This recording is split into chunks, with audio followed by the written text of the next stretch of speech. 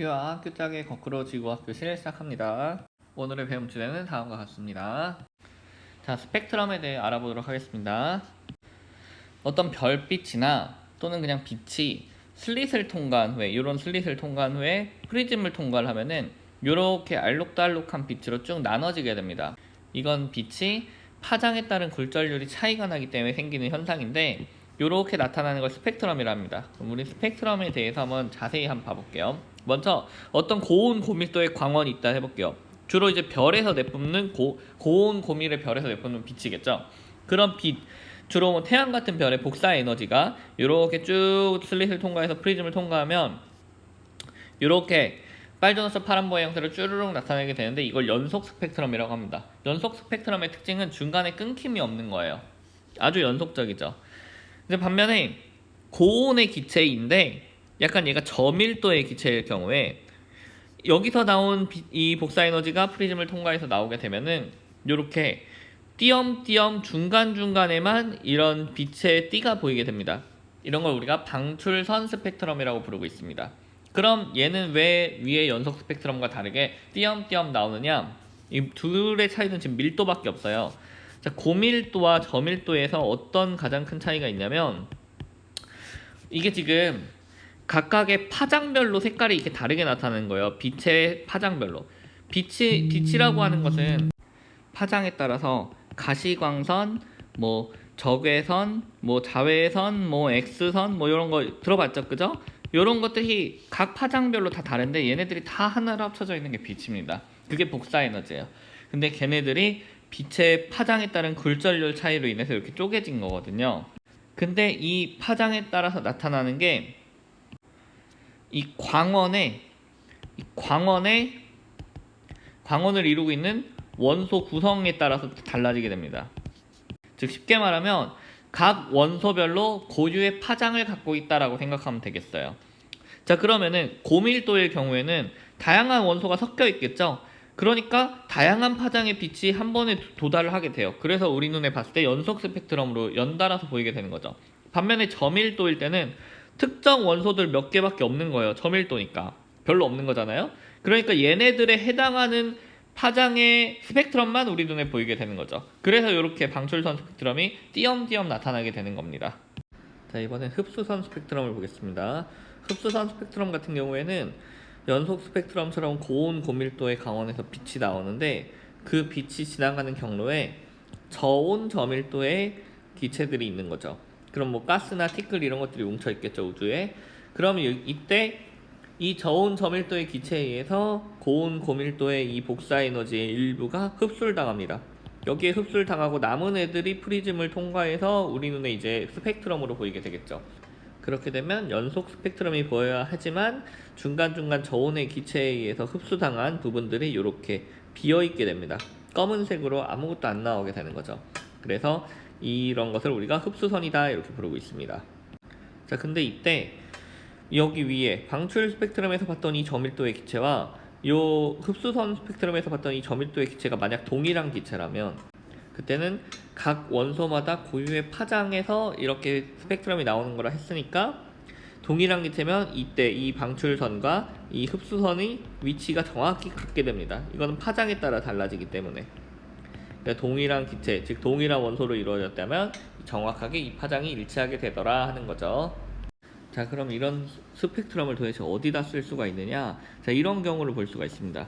어떤 고온의 별이 여기 있어요. 고온의 별에선 연속 스펙트럼이 출발하겠죠? 고온 고밀도의 별입니다.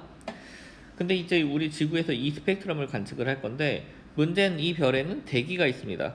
근데 일반적으로 대기는 별의 표면보다 훨씬 온도가 낮고요. 그리고 또한 저밀도죠. 즉 저온 저밀도의 대기가 여기를 막고 있는 거죠. 그러면 이때 고온의 별에서 나온 연속 스펙트럼이 일부가 흡수를 당하겠죠? 그리고 나서 남는 애들이 이제 우리 지구로 올 거예요. 그럼 지구에서는 흡수선을 보게 됩니다. 근데 이때 지구에서 관측한 이 흡수선은 결국엔 뭘 알 수 있는 거죠? 예, 바로 이 별의 대기의 원소 성분을 알 수가 있는 거죠. 모든 원소는 다 고유한 파장의 스펙트럼을 나타낸다라고 했잖아요. 흡수선도 고유한 파장에서만 이렇게 띠가 생기고, 그러니까 원소마다 이 띠가 다르다는 거죠, 위치가. 어떤 원소는 이렇게 생기고, 뭐 어떤 원소는 뭐 여기에 생기고. 이게 지금 다 파장입니다. 파장에 따라 다 다른 거예요.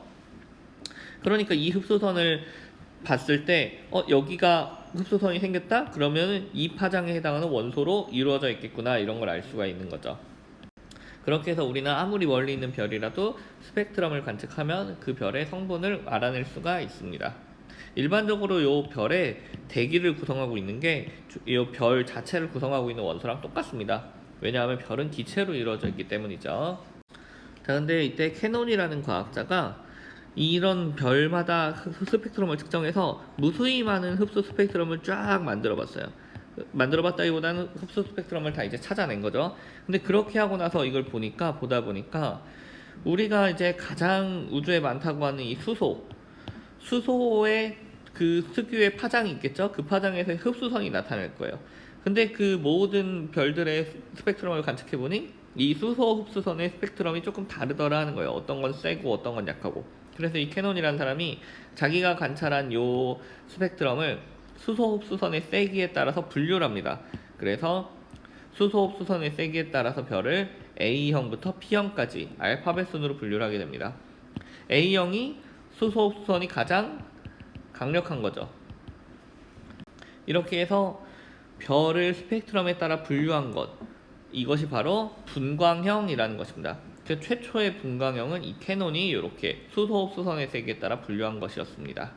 자, 근데 앞에서 봤던 캐논이 분류한 A부터 P형까지 수소 흡수선의 세기에 따라 분류한 이 별의 분광형을 캐논의 제자들이 유심히 살펴보던 중에 이 스펙트럼들이 온도에 따라서 다 다르게 나타난다는 걸 발견하게 됩니다. 그래서 이 스펙트럼들을 수소 흡수선의 세기가 아닌 온도에 따라서, 온도가 높은 것부터 온도가 낮은 것 순으로 다시 한번 분류를 해봤어요. 그렇게 해서 분류를 해보니까 비슷한 그룹끼리 묶었더니 그게 A부터 P까지 필요가 없더라 하는 거죠. 그래서 이렇게 온도 순으로 분류를 해보니까 비슷한 온도끼리 분류를 해보니 딱 7개가 나왔습니다. 그것이 바로 여기 표에서 보이는 O, B, A, F, G, K, M형의 별입니다. 그러니까 원래 수소 흡수선의 세기에 따라 분류했을 때 O, B, A, F, G, K, M이었던 거예요. 걔네들을 이제 와서 이름을 바꾸긴 좀 그렇고 그대로 쓰되 순서만 바꾸게 된 겁니다. 그리고 이 외에 나머지 뭐 H라든지 J라든지 이런 것들은 이제 다 제거를 해버린 거죠. 그래서 요게 이제 현대의 분광형이 되겠습니다. 현대의 별의 분광형이라고 하면 바로 요걸 말하는 거고요. 요것은 온도가 높은 순서대로 분류를 한 것이다, 이렇게 생각하면 되겠어요. 자, 그래서 보면 이 표를 잘 알고 있어야 되는데요. 분광형 순서는 5부터입니다. 5가 온도가 제일 높은 거예요. 그리고 M이 이제 온도가 제일 낮은 거고요. 요 순서는 외워야 됩니다. O, B, A, F, G, K, M. 자, 근데 온도가 높으면은 일반적으로 그때 온도가 높을 때의 파장 영역이 파란색 영역입니다. 그래서 온도가 높을수록 파란색으로 보여요. 반대로 온도가 낮을수록 빨갛게 보입니다. 요거는 이제 우리가 수업 시간에는 다루지 않지만 조금 수능을 보려면 사실 알아야 되는 내용인데 빈의 변이 법칙이라는 게 있습니다. 거기에서 나오는 내용이에요. 네, 우리가 내신에서 빈의 변이 법칙까지 다루고 하려면은 그때 플랑크 곡선도 알아야 되고 기타 등등 더 알아야 될 게 많아서 복잡하기 때문에 이 정도로만 간단히 하겠습니다. 온도가 높을수록 푸르다, 온도가 낮을수록 빨갛다, 이렇게만 알면 되겠어요. 자, 그래서 보면은 O형별은 파랑색, B형별은 청백색, A형별은 흰색, F형별은 황백색, G형별은 노란색, K형별은 주황색, M형별은 붉은색을 띠게 되고요. 요 색깔도 다 우리가 외워야 됩니다. 자, 그 다음에 여기 보다시피 온도 표시해놨죠. 여기서 우리가 말하는 온도는 표면 온도입니다. 깊은 핵에 있는 온도가 아니에요. 그냥 그 별의 표면의 온도입니다. 이쪽 빨간색으로 갈수록 온도가 낮아지고요. 근데 이제 우리가 또 다루진 않았지만 사실은 수능을 보려면 색지수라는 내용도 알아야 되는데 일반적으로 온도가 높을수록 색지수는 마이너스입니다. 그리고 온도가 낮을수록 색지수는 플러스고요. 요거까지도 알면은 더 좋을 것 같습니다. 자, 그래서 이 파란색 별이 도대체 온도가 어느 정도냐? 온도가 대략 절대 온도로 30,000도 정도 됩니다. 우리 별에서는 항상 온도의 단위는 절대 온도입니다. 그 다음 A형 별은 10,000도 정도가 되고요. G형 별이 6,000도 정도가 되고요. M형 별이 3,000도 정도가 됩니다. 뭐 이 정확한 수치까지는 알 필요는 없습니다. 자, 그럼 한번 이 표를 정리를 해볼게요. 이거 어떻게 외우느냐?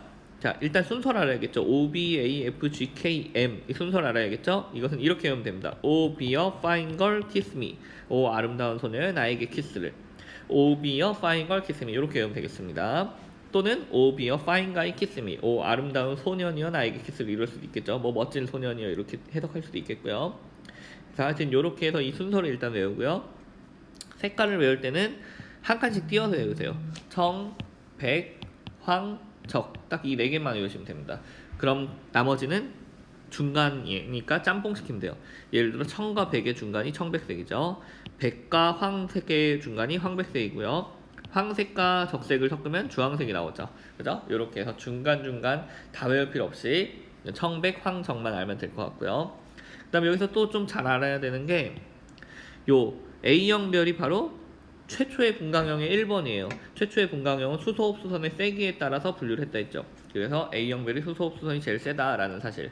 그리고 우리가 지금 색지수라는 거, 온도가 높을수록 색지수 마이너스고 온도가 낮을수록 색지수 플러스라고 했는데 그 처음 기준이 되는 게 바로 A형별입니다. A형별은 색지수가 0이에요. 자, 그리고 A형별이 최초의 분광형이었기 때문에 얘의 온도 정도는 좀 알고 있어야 됩니다. 온도가 만도다라는 사실. 그리고 우리 OBAFGKM을 또다시 그 안에서 또 B0부터 B9, 뭐 A0부터 A9 이렇게 또다시 분류를 할 수가 있습니다. 그런 사실도 그냥 알고 있으면 되겠습니다. A0에서 A9으로 갈수록 온도 낮아지는 거겠죠. 제로가 더 온도가 높은 겁니다. 자, 그래서 이렇게 현대의 분광형을 흡수선의 세기에 따라 분류한 표를 보면은 원래 수소흡수선의 세기는 A, B, C 순으로 분류를 했댔잖아요. 그래서 A형별에서 수소흡수선의 세기가 가장 높게 나타나는 것을 우리가 볼 수가 있습니다. 자, 그리고 여기서 좀 추가적으로 알면 좋은 게 K형별은 이 칼슘이 가장 세게 나타난다는 거. 칼슘 흡수선이. M형별은 요 타이타늄, 산화타이타늄 흡수선이 가장 세게 나타난다는 사실. 요 정도는 추가적으로 알고 있으면 더 좋을 것 같습니다. 자, 우리가 살고 있는 태양이 무슨 색으로 보이죠? 예, 노란색으로 보이죠? 태양은 바로 이 G형별입니다. 노란색의 별. 그래서 G형별에서도 G0부터 G9 중에 G2에 속하고 있다라는 사실. 요거까지 알면 더 좋을 것 같습니다. 자, 오늘 수업 여기서 마치겠습니다. 수고하셨습니다. 큐바.